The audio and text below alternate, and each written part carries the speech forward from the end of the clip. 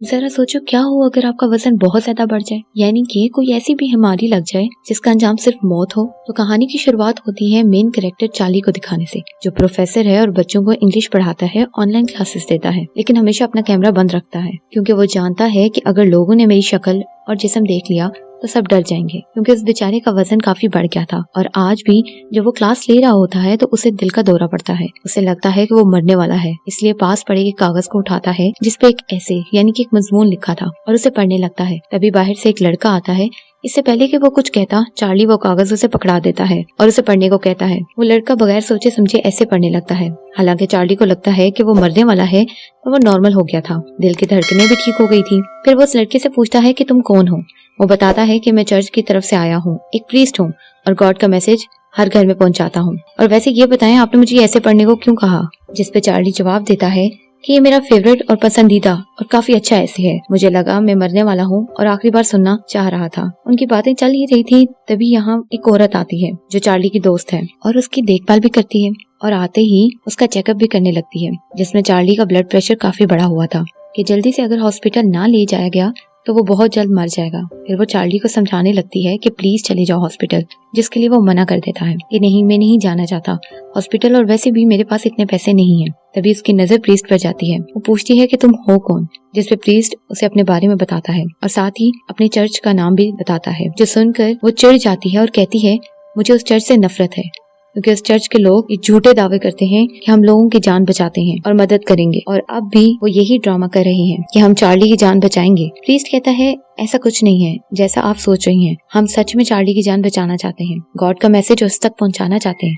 ताकि उसे भी समझ आ जाए कि गॉड क्या कहना चाहते हैं और फिर उस हिसाब से वो अपनी जिंदगी गुजारे। वो कहती है कि बेहतर होगा कि तुम यहाँ से चले जाओ, क्योंकि ना मुझे और ना ही चार्ली को इन बातों पर यकीन है। चर्च से तो हम दोनों सख्त नफरत करते हैं क्योंकि वहाँ से चार्ली को बस दुख ही मिले हैं। दरअसल चार्ली के सबसे खास दोस्त वही रहा करते थे। वो और चार्ली एक दूसरे से प्यार करते थे, लेकिन एक दिन जब उसके दोस्त की मौत हुई तो चार्ली ने टेंशन लेकर अपनी ऐसी हालत कर ली, उसे खतरनाक बीमारी हो गई। इस तरह चर्च से उसे इतना बड़ा दुख मिला। अब ये बातें सुनकर प्रीस्ट वहाँ से चला जाता है। उसकी दोस्त को समझ लग जाती है कि चार्ली को भूख लगी है, तो वो उसके लिए चिकन से भरी बकेट लाती है जो उसे बहुत पसंद थी और वो मजे ले लेकर खाता है। ऐसे ही रात हो जाती है और रात को वो फिर से वो ऐसे पड़ता है और कपड़े उतार कर अपनी वॉकर लेकर अपने कमरे की तरफ जाने लगता है। अब यहाँ हम पहली बार उसके जिस्म को देखते हैं जो काफी बड़ा है और हर जगह से फैला हुआ है, जिसकी वजह से उसे चलने फिरने यहाँ तक कि सांस लेने में भी परेशानी हो रही है। अब जैसे ही वो बिस्तर पर लेटता है तो उसकी आंखें देखकर समझ आ जाता है कि वो कितने दर्द में है। फिर सुबह जब वो जागता है तो सबसे पहले अपनी बीमारी के बारे में सर्च करता है और फिर वो इन सारी चीजों को पढ़कर वो जान गया था कि वो बस कुछ दिनों का ही मेहमान है, लेकिन फिर भी नुकसानदेह चीजें खाने से बाज नहीं आता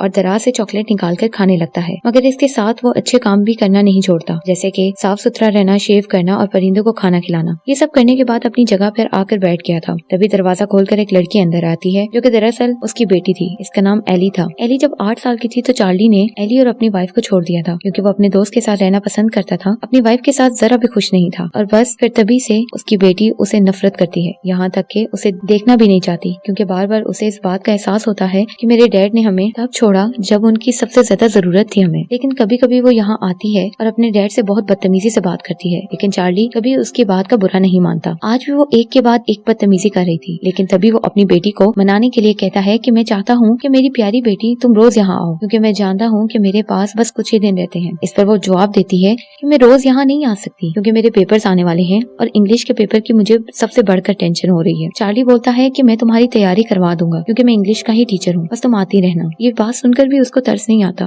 वो यहाँ से जाने लगती है कि चार्ली बोलता है अगर तुम रोज आती रहोगी तो मेरे अकाउंट में जितने भी पैसे हैं मैं वो सारे तुम्हें दे दूंगा, जो कि तकरीबन 1 लाख से ज्यादा डॉलर्स हैं। ये बात सुनकर वो चुप हो जाती है, सोच में पड़ जाती है क्योंकि ये काफी बड़ी रकम थी। यहाँ हाँ या ना वो इसलिए नहीं बोलती क्योंकि वो सख्त नाराज है। अब यहाँ वो अपने डैड को मजीद परेशान करने के लिए दरवाजे पर आती है और कहती है कि अगर आप चाहते हैं कि मैं रोज आऊँ आपके पास तो आपको अभी बगैर वॉकर के सहारा लिए मेरे पास आना होगा। चार्ली ये भी जानता था कि वो ये काम नहीं कर सकता, मगर वो इसके लिए भी अपनी बेटी के लिए तैयार हो जाता है। फिर वो अपनी पूरी ताकत लगाकर खड़े होने की कोशिश करता है, मगर बेचारा गिर जाता है, जो देखकर एली यहाँ से निकल जाती है। चार्ली की दोस्त उसके बाद घर आती है। उसका चेकअप करने के बाद घर की सफाई करते हुए उसे एली का लिखा हुआ ऐसे मिलता है, जिसे वो समझ गई कि चार्ली की बेटी वहाँ आई थी और पढ़ाई में चार्ली उसकी मदद कर रहा है। तब वो उसे डांटती है कि तुम भूल गए जब तुम्हारी डाइवोर्स हुई थी तो क्या कहा था, अपनी बेटी से तुम नहीं मिल सकते, ऐसा करने से तुम पर कानूनी कार्रवाई हो सकती है। जिस पे चार्ली कहता है कि मुझे इन बातों से कोई फर्क नहीं पड़ता, मैं किसी भी हाल में अपनी बेटी से मिलना चाहता हूँ। जो बात सुनकर उसकी दोस्त है, फिर वो चार्ली को बर्गर खाने को देती है, जिसका एक टुकड़ा उसके गले में फंस जाता है। उसका दम घुटने लगता है, जो देखकर उसकी दोस्त फौरन उसकी पीठ थपथपाती है और फिर टुकड़ा निकलने से उसकी जान बच जाती है।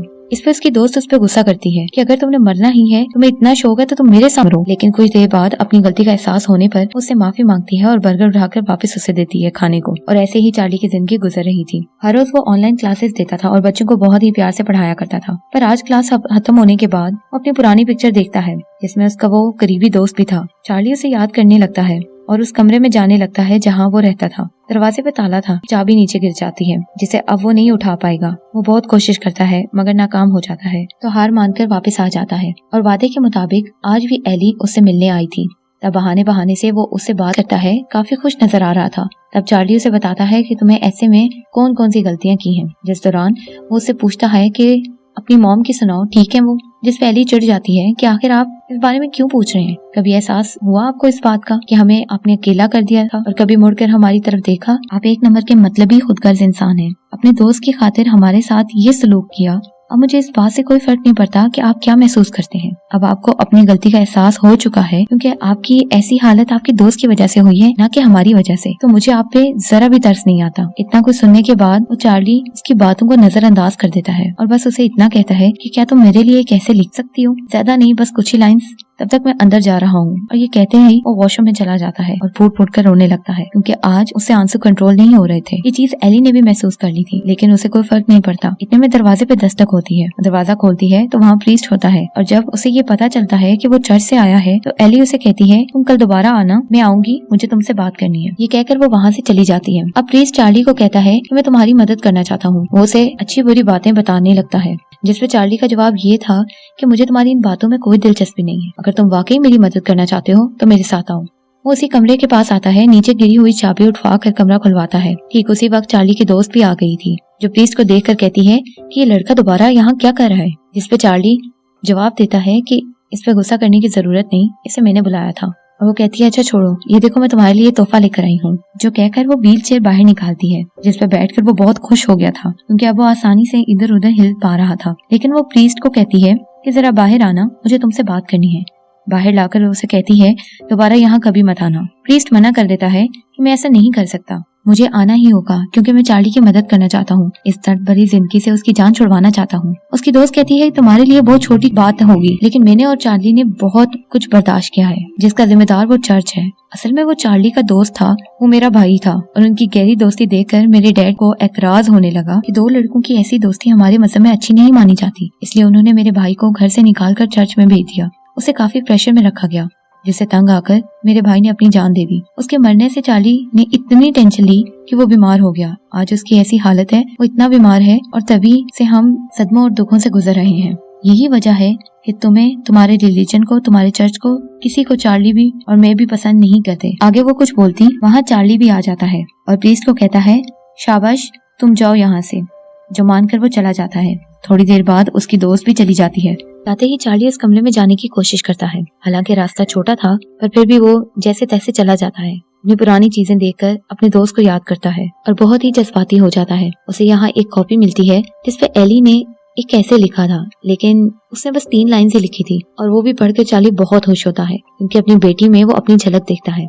इस बारे में वो इतना सोचता है कि हंसने लगता है, और हंसते हुए उसे दोबारा दिल का दौरा पड़ता है, लेकिन वो जैसे तैसे करके खुद को संभाल लेता है। अगली सुबह दोबारा एली आती है। चार्ली से कहता है कि आज मैं अपनी बेटी से अपने दिल की बात कहना चाहता हूँ। एली गुस्से में कहती है, पर मैं आपसे कोई बात नहीं करना चाहती। आप मुझे ये बताएं कि जब मैं छोटी थी तो आपको जरा ख्याल नहीं आया मेरा? बात करना, मिलना, सब कुछ खत्म कर दिया था। वजह जान सकती हूँ? चार्ली जवाब देता है कि अपने दोस्त से इतना करीब होने की वजह से सब मुझसे नफरत करने लगे। यही वजह थी कि मैं तुमसे नहीं मिला, क्योंकि इसका बुरा असर तुम पर भी होता। फौरन एली बोलती है, अच्छा छोड़े इन बातों को, मैं सैंडविच बनाने लगी हूँ, बताएं खाएंगे? तब चार्ली खुशी खुशी मान जाता है कि मेरी बेटी खुद मेरे लिए सैंडविच बनाएगी। लेकिन सैंडविच खाते ही वो गहरी नींद सो जाता है। और अब जैसे ही एली उस खुफिया कमरे में जाती है, तभी दरवाजे पे दस्तक होती है, जहाँ प्रीस्ट आया था, जिसे एली अंदर खींच लेती है। लेकिन चार्ली की ऐसी हालत देखकर प्रीस्ट घबरा गया था, क्योंकि इतनी आवाजें होने के बाद भी वो नहीं उठा था। एली बताती है कि उसने सैंडविच में नींद की गोली मिलाकर उसे खिलाई थी, जो सुनकर ब्रेस डर जाता है कि कितनी अजीब लड़की है और कहता है कि मैं यहाँ से जा रहा हूँ। एली फौरन बोलती है नहीं बैठो इधर, कहीं नहीं जा सकते तुम, और अपनी बातों में फंसाकर उसे सिगरेट पीने पर मजबूर करती है और उसके सिगरेट पीते ही वो उसकी वीडियो बना लेती है और उसे कहती है कि अब तुम वही करोगे